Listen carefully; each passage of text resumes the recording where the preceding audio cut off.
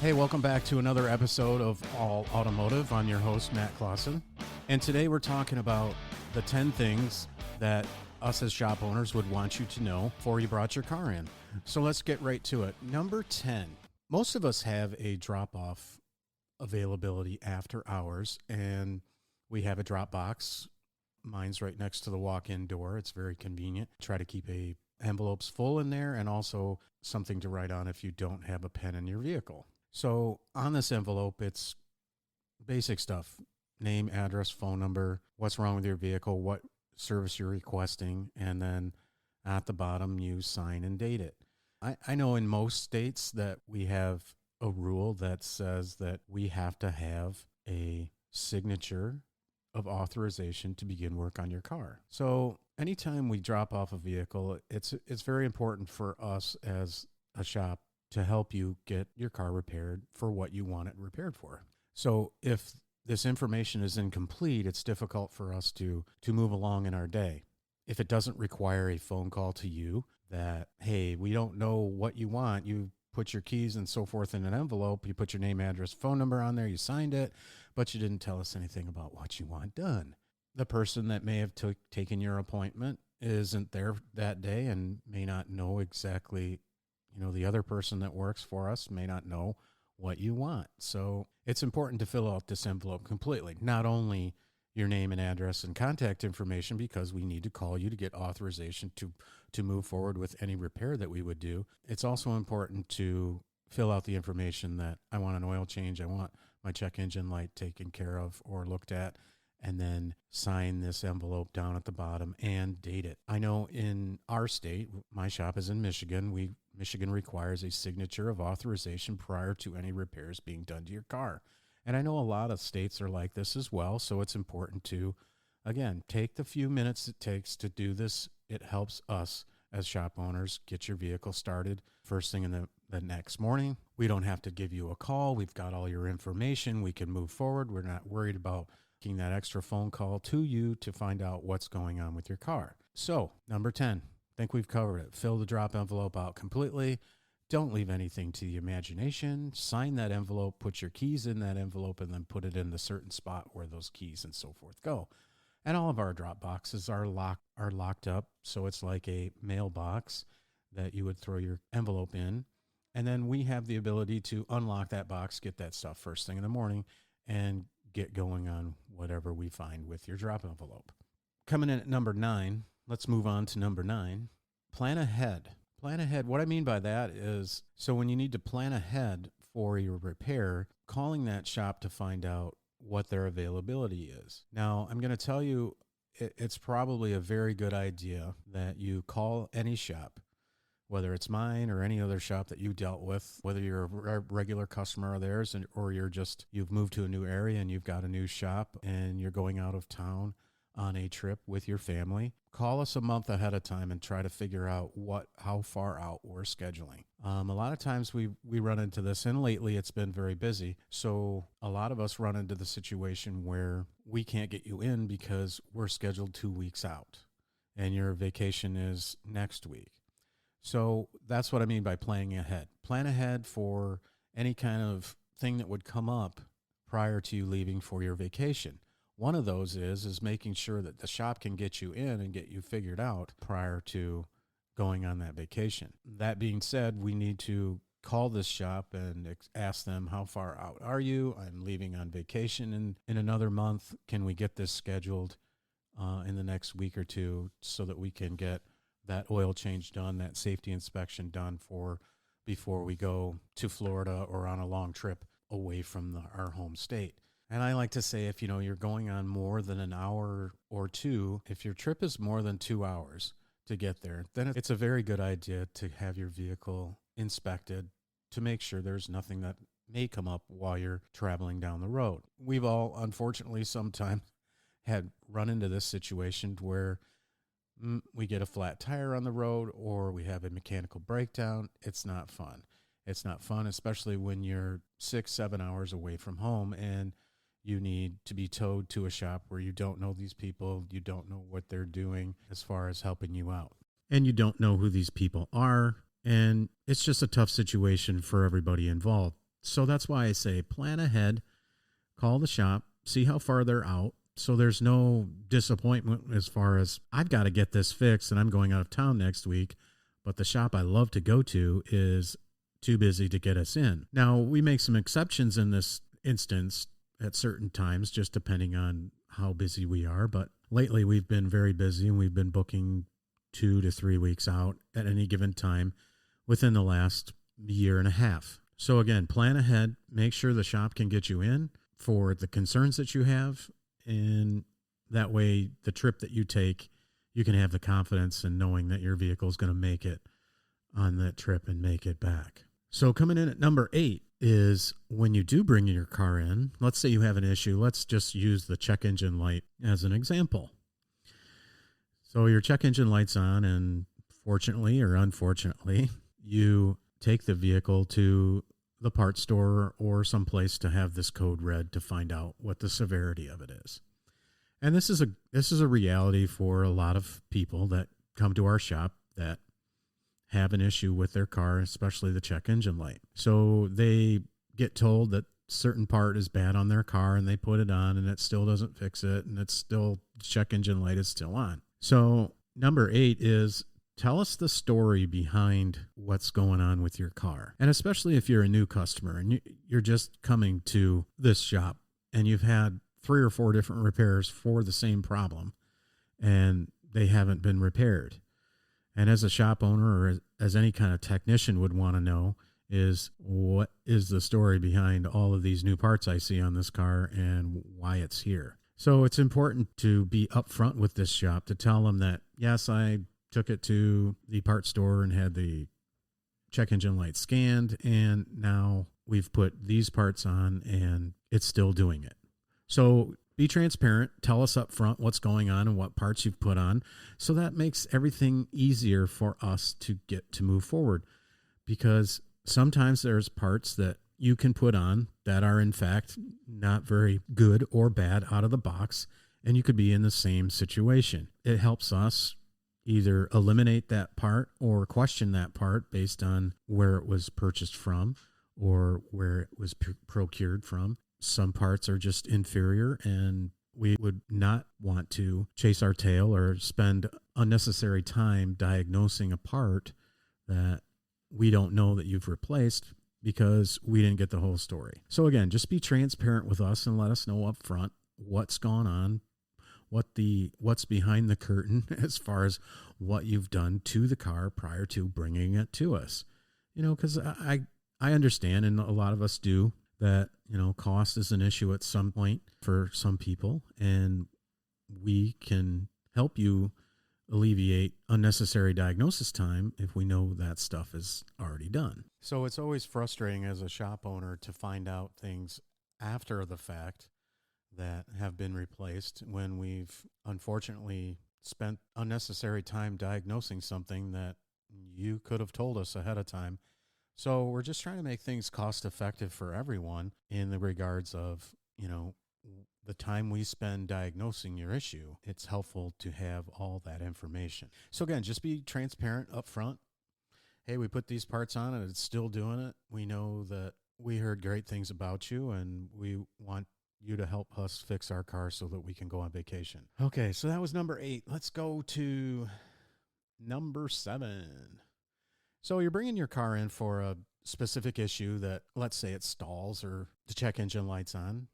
It's important to make sure that we have enough fuel in the vehicle when you drop it off. A lot of times when we get the car and the check engine light's on and there's drivability issues with far as it stalling or running rough or jerking or making this noise while we're going down the road, it's very important, very, very important that we have enough fuel in the car so that our technicians can do the proper test driving and diagnosing, and so we can at least, number one, duplicate your condition. If it's a condition where you're driving down the road and it starts running rough after it's warmed up and you drop your vehicle off with the low fuel light on, it's a little frustrating. So then we have to either call you, find out if you can come back and put fuel in it, or that's one thing that our technician has to do, stop, put fuel in it, and then we've got to charge you for the fuel. So that's another thing that it's important. It's just nice to have at least a half a tank of gas in the car so that we can properly diagnose and test drive your car. We don't do any unnecessary driving around in your vehicle, and we're not a shop that does that, and I don't see any reason that needs to be test driven any more than what we need to do for proper testing and for proper diagnosis. However, there are some instances where, it takes a while for the vehicle to act up. So there are some times to where we'll have to drive it several different times to try to get the duplication of your concern. So again, it's very important. We always request that anytime a customer would drop their vehicle off for any kind of check engine light or stalling issue, it's one of the things my service advisors always ask and always request that you at least have a half a tank of gas in the vehicle so that we can do the proper test drive. Okay, coming in at number 6, it's how will you be paying for your repair? How are you going to pay for your vehicle when you pick it up? Do you take personal checks? Would you take my debit card? Do you accept American Express? Okay, so there's different pay types that we as a shop, we no longer accept personal checks from customers. It's just too much risk. So we take your debit card for that particular checking account, and we'll be happy to do that. There are some shops out there that don't participate in taking American Express. If you plan on paying for your repair with a American Express card, there are certain places that just don't take it. And unfortunately, it's a reality. So just ask ahead of time, hey, will you accept my personal check? No, ma'am, we will not. We will happily take your debit card for that account. Most places still accept cash. There are other ways to pay. I know cryptocurrency is coming along, and that may be something that in the future we will look at as a payment type. But again, it's something pretty simple. But when they get there to pick up their car and they whip out the checkbook and we don't take checks, it's a little challenging to get across that bridge and get that smoothed out with that particular customer. So we always take a few seconds to ask how you're going to be paying for this repair. And again, if you've been there before and it's a shop you've gone to a lot, it's something that you really don't have to worry about because I used my MasterCard the last time and they were fine with it. Okay, so it's not a big deal. But again, if you're a new customer to this particular shop and again, you move to the area and you're new to this particular shop, is recommended to you by a friend, hey, get all the things you wouldn't think about out of the way prior to picking your vehicle up, because it's frustrating for you as a customer to not have the ability to pay with a paper check, if that's the way you'd like it done. And maybe the shop that you take it to would be okay with a paper check. Unfortunately for us, in my shop, in my situation, it's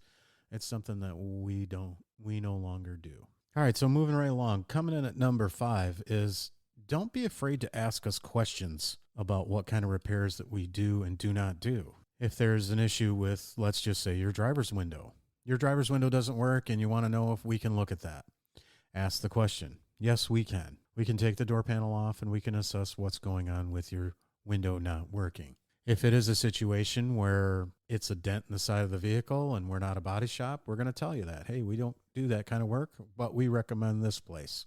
So ask us the questions. A lot of customers come in and don't know that we can do transmission work. We don't normally advertise that, but we are a full service auto repair facility.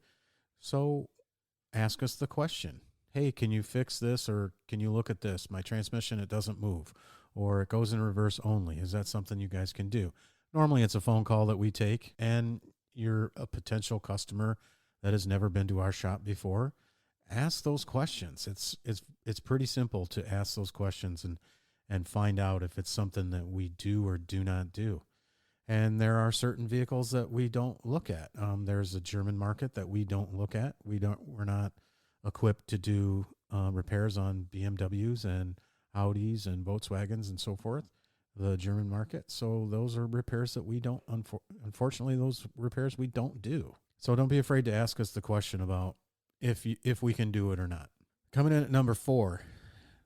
This one kind of comes up every now and then, and we have had some issues prior to this podcast about the cleanliness of your vehicle. If it's not too much to ask, and as a shop owner, if we're going to be doing suspension work or having your wheels and tires off and you live on a dirt road, It'd be a nice gesture if you took the car through the car wash before we got to work on it. I know technicians, we get dirty and we get greasy and nasty, but sometimes it's nice to have a clean vehicle to work on, to where we're pounding on things, trying to get suspension parts to come apart. It's also nice not to have half an acre of ground of dirt fall off onto the floor while we're working on it.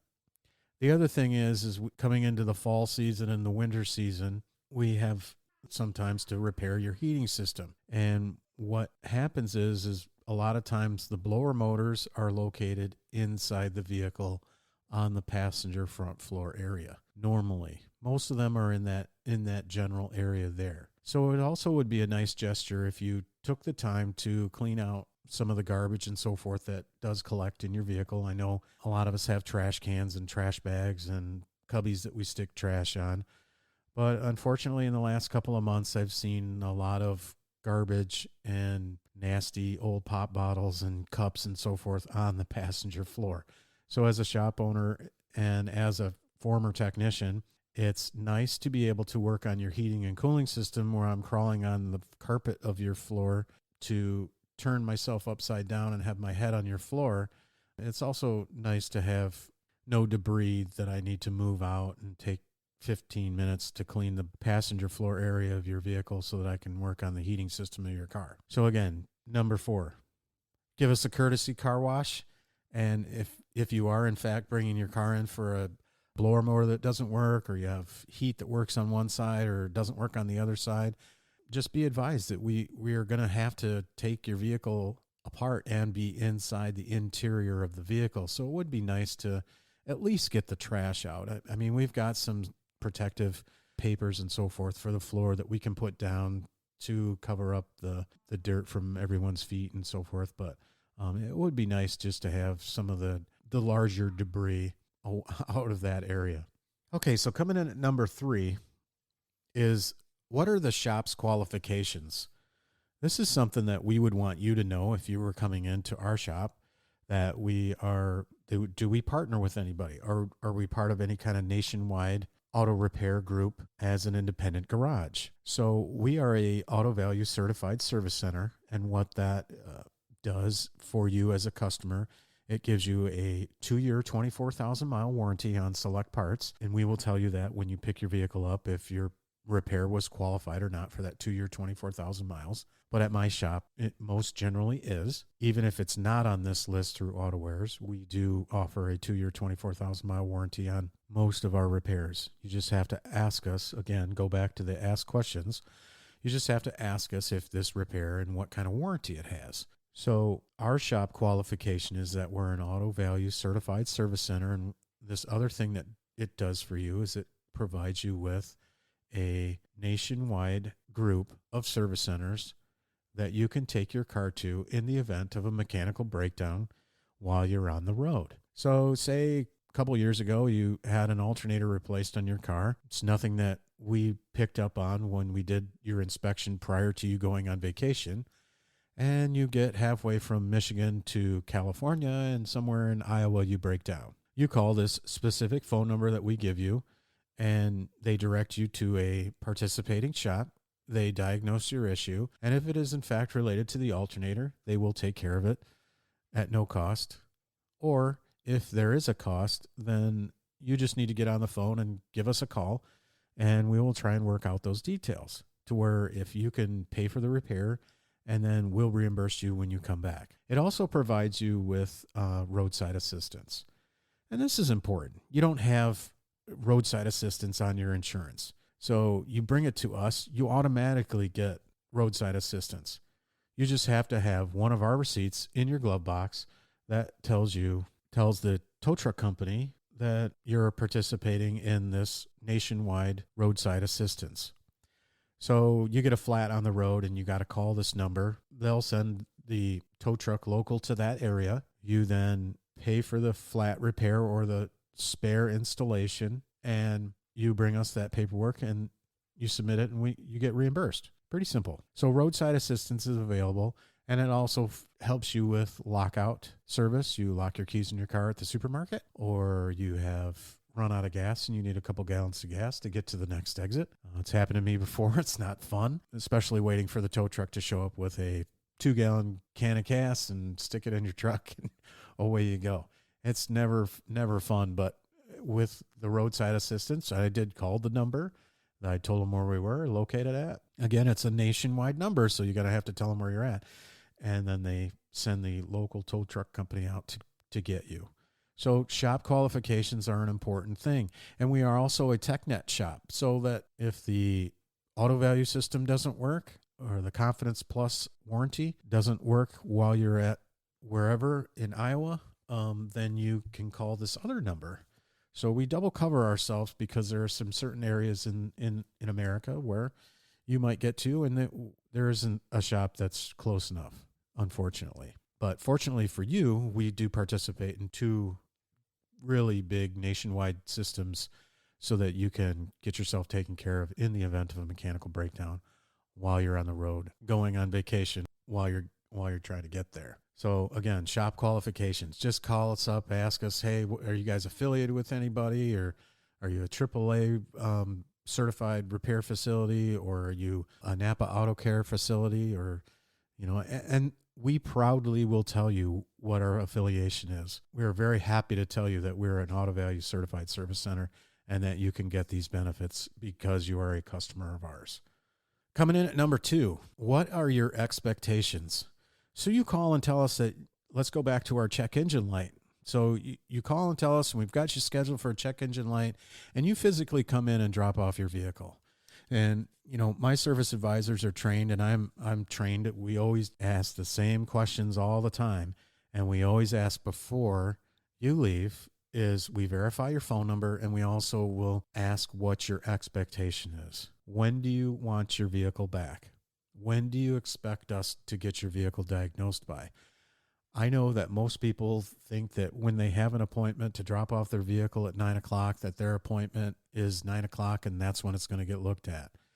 Unfortunately, the reality is with that is a lot of times we have carryover from the day prior, and we're primarily a drop-off shop, which means you drop your vehicle off. We work you in throughout that morning, get your vehicle diagnosed, and then we call you with an update and gain your authorization to repair it from there. So if you're dropping off at 8 o'clock and you feel like you should have an answer by noon, tell us, hey, is it something you can get checked out by 12 o'clock because I've got to go pick up my kids at 3 o'clock from the bus? Or is it something to where I need to make other arrangements? And at that point, if we kind of know what the situation is and what our workload is and what carried over from the day before, we can tell you, yes, we'll have it figured out by 12 o'clock, but we're really not sure what's going to transpire after we get it figured out. If your vehicle's drivable, we'll tell you at that point, and we can move on from there. So have an expectation for us of when you will want your vehicle back.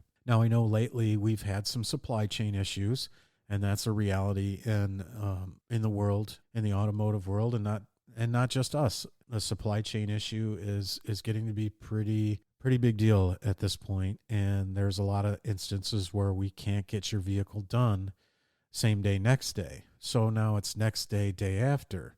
So if there's an expectation there for I've got to have another vehicle, then we need to make other arrangements with setting you up for an enterprise rent-a-car or something of that nature, or you need to figure out some alternate transportation. So have expectations for us, and if you expect it to be looked at by a certain time, please tell us so that we don't have an issue with that expectation and let you down in that instance. And finally, coming in at number 1, this is probably a lot of shop owners' pet peeves, and this is a number 1 thing that we could tell you prior to dropping your car off, even if we don't have anything to do with taking the wheels off your car, is where is the wheel lock key? And what I mean by a wheel lock key, and I don't know if most of you know what that is. There's a certain lug nut on each one of the wheels that is a security key, or is a special lug nut that takes a security key. And it's a key that goes over this lug nut, and then we put our socket on there so that we can get your wheels off. So you bring your car in for service, and let's just say, again, it's the darn check engine light. That darn thing is always coming on. So sometimes we have to take your wheel off to get to certain things to diagnose your vehicle. And if the wheel lock key is nowhere to be found, then it makes our job that much more difficult. So it's very important to let us know where this wheel lock key is. And if you purchase a car, always look at the wheels to see if there's a different style lug nut. It's not going to look like an octagon. It's going to look different. And most places you go that are where you buy your vehicle are going to install a wheel lock key to prevent theft of those wheels while the vehicle is sitting on their lot. It just makes sense, and nowadays it's kind of a reality as far as keeping the wheels on the vehicle so that they don't have a loss or an insurance claim while it's sitting on their used car lot. And if you buy it and you see that, you want to make sure you ask that salesman, where is this key that takes these wheel locks off, so that you can either make the decision of keeping that wheel lock or taking them off and putting the regular lug nuts back on. So when the cars come from the factory, they come with, let's just say it's a 5-lug wheel. 5 times 4 is 20. So there's 20 regular lug nuts. So if there's one that's different on the wheel, you want to make sure you ask where this wheel lock key is, because you get 6 months down the road and we're trying to do a tire rotation and this wheel lock key is nowhere to be found. Some of those are really hard to get off without the actual key. It can be done, but sometimes it's more difficult than others. So be aware that if you have a wheel lock key or a special lug nut on your wheel because you got new wheels installed at one of the top tire stores, they install special set of lug nuts because the area where that lug nut goes is special, so that's the socket that takes them all off. We have a master set of those, but sometimes they're different. Anytime you bring your vehicle in, it's always nice to just say, hey, the wheel lock key is in the glove box, or it's in the center console, or I took it out of the glove box and I stuck it in the cup holder in the center console. Just let us know where it's at so that we don't have to slow down and look for it and give you a call and you tell us it's in the glove box, and that's the majority of the time that's where we look, and sometimes it's just not in there. So let's review. Coming in at number 10, the drop envelope. Make sure you fill out your drop envelope completely. Don't leave anything to the imagination, and sign that envelope. Plan ahead. Call us. Let us know when you want to bring your car in so that we can get you in. We're always busy, so give us a call ahead of time. Number 8, tell us the whole story behind what you had done. Number 7, put gas in it. Number 6, how are you going to pay? MasterCard, Visa, American Express. Number 5, ask questions. Number 4, wash your car.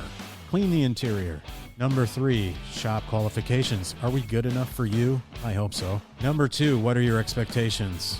And number 1, where's the darn wheel lock key? Hey, this is Matt Clausen. Thanks for listening to the second episode of All Automotive.